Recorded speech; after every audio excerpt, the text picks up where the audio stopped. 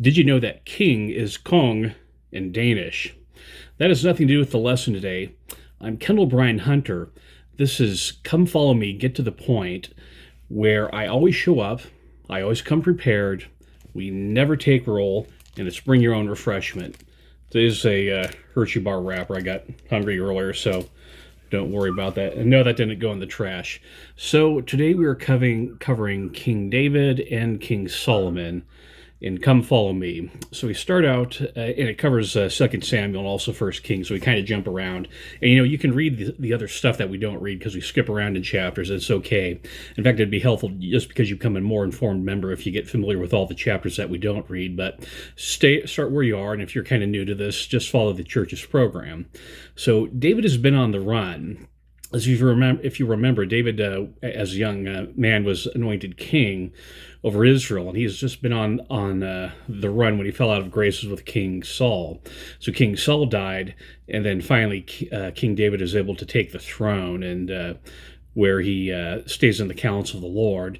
And so here's what he does: is first of all he sets up his kingdom in Jerusalem, and then the ark gets moved. And this is a famous instance where you have Uzzah, where you have him steadying the ark, where as the ark is loaded and is being pulled, what happens is the ark shakes a bit, so he reaches forth his hand and does it, and then the Lord smites him. And like with Nephi beheading Laban, some people have issues with this, but it's become a metaphor for people who horse around with the church, that the church tells you to do things and do it in a certain way, and people say, no, I want to do things my own way, and they start creating aberrations, or starting adjusting things, or they start correcting the brethren, and this is what happens now or later. It happens, and it has to do a lot with abuse of discretion, integrity, respecting people's offices, realizing that, okay, you may have served as bishop, you've been released, so it's time to let go of the office and stop trying to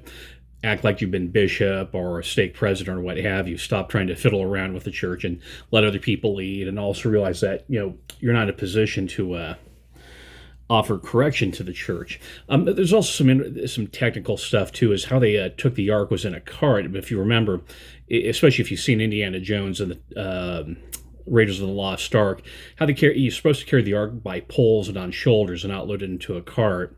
Well, that's what the pattern was. And so some people see some of that as a symbol. They weren't handling the ark correctly. They just keep tweaking stuff and not following directions. It becomes really problematic. So you want to connect that with Dean C 85 verse 8, and also section 124 verse 84, where you have, instead of steadying the ark, the analogy is with creating a golden calf, where you had a stake president of the church who was just horsing around and not following counsel. It also happened at Hans Mill with Jacob Hans. So, sorry, this is supposed to be get to the point. So with the ark getting moved, it's one, you have the incident where Uzzah dies, and so they just let the ark stay put for a bit, and location is Obed-edom. Obed and Edom, two words put together, and what was there, the Lord blessed and prospered him. And that's the type of thing, is when you're generous, Lord will be generous back to you and bless you. It may not be in temporal things, but it'll be in spiritual things, and that may be the test to see if we can wait for the spiritual blessings. But when finally David moves the ark into Jerusalem, you have the instance where he's dancing. He's wearing what's called an ephod, and that's a priestly robe. But he's what's called dancing before the Lord. So this is a spiritual aspect. Dance is a spiritual aspect. There's a religious component to dance, along with all culture. For those who are older than you, remember Hugh Nibley, he had talked about this in his book Temple and Cosmos, how if you think as a prayer circle as a type of dancing, or you think of square dancing, where you have someone calls out something, and then the other people follow the directions of the caller for square dancing. But there's a religious component to it. What happened is David's wife, who is the daughter of King Saul, she gets a little snarky with him. Honey, you're embarrassing me. She accuses him of dancing around naked, which isn't quite true, and it's a little bit of the hyperbole. And what happened is the Lord did not bless her with children because she was getting critical. And you know what that whole thing is? Infertility is just a big issue in the Old Testament about blessings and cursings. And to think about it is just when you're being critical, or if you have a concern, expressing it and just letting it go, and realizing even though you have a concern, you just may not necessarily be right. So the ark's in place, and David wants to build a temple for the ark. And he talks with Nathan, who is the prophet at the time, and Nathan gives him the go-ahead. What happens is that night, Nathan goes to sleep, and he has this dream, and the Lord says, no, we don't want you to build a temple. It's great you're thinking about building a solid place for the temple instead of keeping it in the Mosaic tabernacle, which had been the situation before. But no, we don't want you to build a temple. That's going to be for Solomon. And in 2 Chronicles 22, verses 7 through 8, makes the statement that David was a man of blood, that he, something with the way that he fought wars was different from the way Captain Moroni fought wars, and it was just overly bloody. For example, if you remember Captain Moroni, he'd always, the situation where they hopped over the city walls and they armed all the prisoners in the city wall, and he was able to avoid fights that way or use strategy, whereas King David was being a little bit more frontal and brutal about it. And that's part of the issue. So it's something, a word of warning to members of the church who are soldiers. Are you fighting war in a way that's not going to be overly aggressive, that's not involving bloodless? So the next thing is we have the fall of David. And we're all really familiar with it, the situation, how it was the time of fighting wars. You don't fight wars during winter because of the rain and the moisture and the sludge and the disease. You fight them in the summer. And, that's another thing in the Book of Mormon, where you telegraph when you're fighting war, just to, instead of ambushing people like how we do it now. Although actually we fight wars now. It's all drone warfare and cyber warfare. But the key thing to pay attention to is the step-by-step process for David's downfall, and that incrementally, line upon line, the flaxen cords, as explained in the Book of Mormon, David gets entrapped. And instead of putting the brakes on, he arranges for Bathsheba's husband, Uriah, to get killed. And that's where it crossed the line. You start, as the Book of Mormon explains, and I hope you're reading this in tandem with the Book of Mormon. The three greatest sins are the sin associated with perdition. The next one is associated with taking life. The next one is with adultery, and that's tangent upon the abortion issue. As I'm filming this yesterday, the Supreme Court overturned Roe versus Wade, and we have strong feelings about that, but make sure you understand the doctrine of Jesus Christ behind abortion, the connection between murder and life and the sexual sin. And what happens is in sexual, so we know the story about with the infant dying, and the message with Nathan saying, telling the parable, and said, "Thou art the man." And later we, in section 132, we get a little bit more clarification on that, where King David fell from his exaltation. That David was the king, he had his exaltation, he had the plural wives, but he lost it all because of the murder that he committed. And that what happens is that his wives were given to someone else, as explained in section 132, verse 39.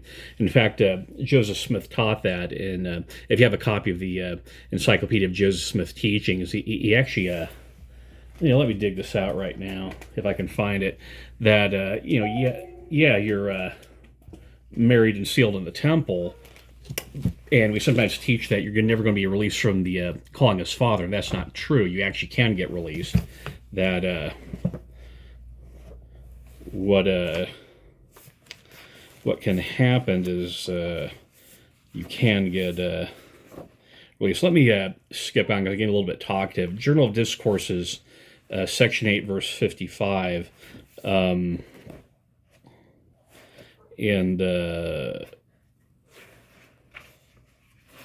when it says that's, you have a statement by Brigham Young, and he's citing Joseph Smith, saying is that the elders would be suffered by more temptation, be buffeted, and have more evils associated by females than any other means. And you kind of see this now with pornography. I mean, when I was a kid, you'd have to go to the Oakland Pussycat Theater to get pornography. And even as an elementary kid, I knew what was going on there.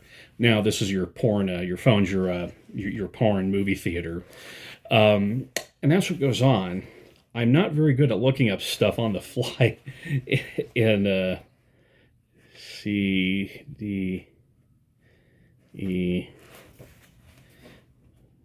H, I, let's say marriage.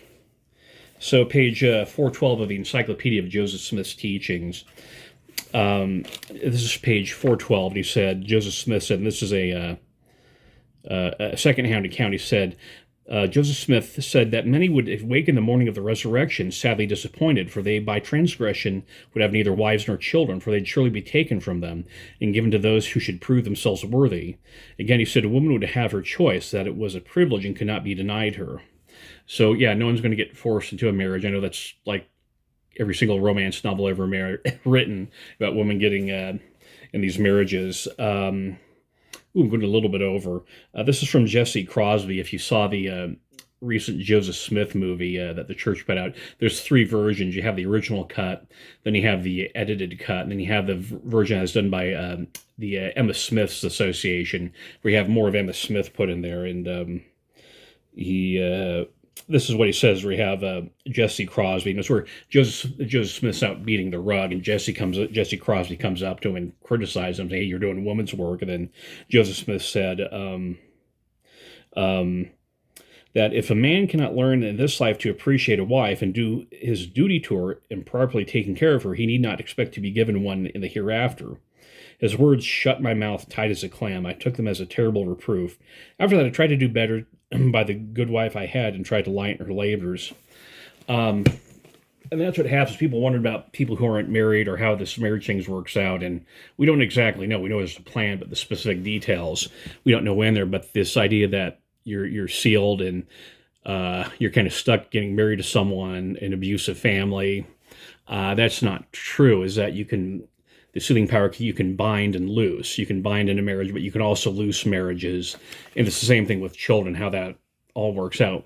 We know there's a plan in place. We just don't know the specific details, probably because it's not really pertinent for right now. And it may be, if you think about it, it gets kind of complex about, okay, who goes to which family. But that's David's fall. So cut back on the pornography to 0 and get help if you need it.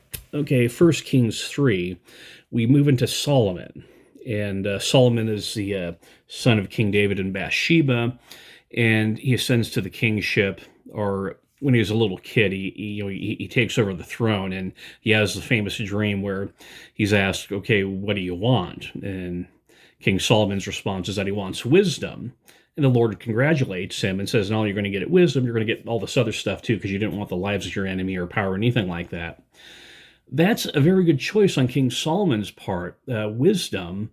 And think about this. Wisdom's a gift of the Spirit. And if you've been confirmed a member of the church, you have access to the same Spirit. You can get the same gift that Solomon had. You just have to pray for wisdom. And then how things work, you pray for it, you study things out, you study wisdom literature, you study the scriptures, study Proverbs, and start amassing wisdom, and you'll be blessed with wisdom.